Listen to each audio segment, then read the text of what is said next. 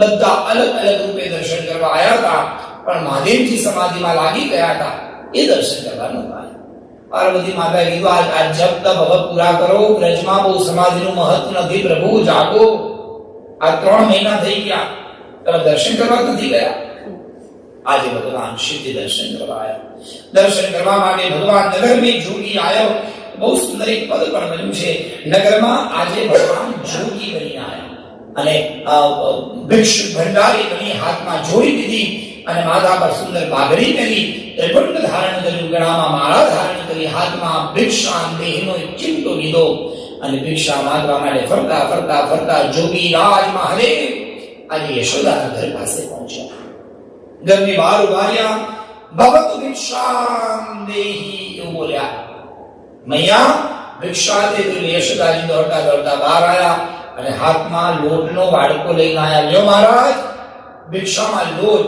હસતા હસતા કીધું, જે લોટ લઈને આવી છું એ લોટ આપવા વાળી અન્નપૂર્ણા મારી ઘરવાળી છે. બોલો જય શ્રી કૃષ્ણ. એટલે આ અન્ન મારે જોઈએ જ નહીં, અન્ન લઈને કરવાનું શું? તો કે મહારાજ બીજું કઈ? દોડતી દોડતી યશોદાજી અંદર ગયા, થોડાક ફળ લઈને આવ્યા. મહારાજ ફળ લઈ જાઓ. હસતા હસતા કીધું, આખી દુનિયાને ફળ તો હું આપું છું, તમે મને શું ફળ આપશો? ફળ લઈ મારે શું કરવા? પાછા યશોદાજી અંદર ગયા, બાળકો ભરીને રત્ન લઈને આવ્યા. થોડા ઘણા રત્ન હતા, થોડું અંદર સોનું મૂક્યું, થોડું ચાંદી મૂક્યું, થોડું દ્રવ્ય મૂક્યું. દ્રવ્ય ધન લઈને બહાર આવ્યા. મહારાજ આ ધન લઈ જાઓ ભિક્ષામાં. હસતા હસતા કહે કે તું જે ધન લઈને આવી છું દેવી, એ ધન, એ સમૃદ્ધિ, એ રત્ન, એ સુવર્ણ આપનાર એ ધન કુબેર તમારો મિત્ર છે. ये धन से क्या होगा? ये धन तो कोई काम का नहीं. આ ધન તો બધું ધૂળ છે. આ ટોકી થઈ યશોદા કે પણ મારા તમારે જોઈએ છે શું? એમ તો કહો. હસતા હસતા કે મારે કઈ નથી જોતું, એક બાર કરે લલ્લા કા દર્શન કરાવો બસ.